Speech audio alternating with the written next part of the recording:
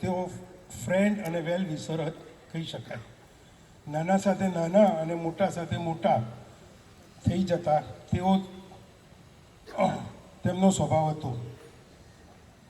એક ઇન્સિડન્સની વાત કરું છું. મારા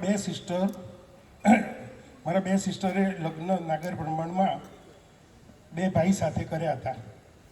તે ટાઈમમાં મારા ફાધરને એકદમ શોક લાગી ગયો હતો. પરંતુ તે ટાઈમમાં મારા અંકલ બોમ્બેથી આવ્યા હતા અને ચીમનલાલ બોમ્બેથી આવીને આખું વાતાવરણ ચેન્જ કરીને તેઓએ રિસેપ્શન ગોઠવી દીધું અને શોકનું વાતાવરણ ખુશીમાં ફેરવી દીધું.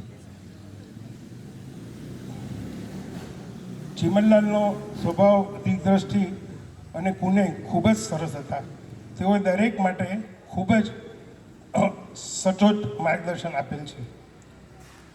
કોઈ પણ સબ્જેક્ટમાં આપો તેમનું માર્ગદર્શન સરસ હોય અને તે વર્ક કરી જાય. મને આર્કિટેક્ટની લાઈન તેઓએ બતાવી હતી અને તેના પ્રમાણે હું આર્કિટેક્ટ થઈ ગયો.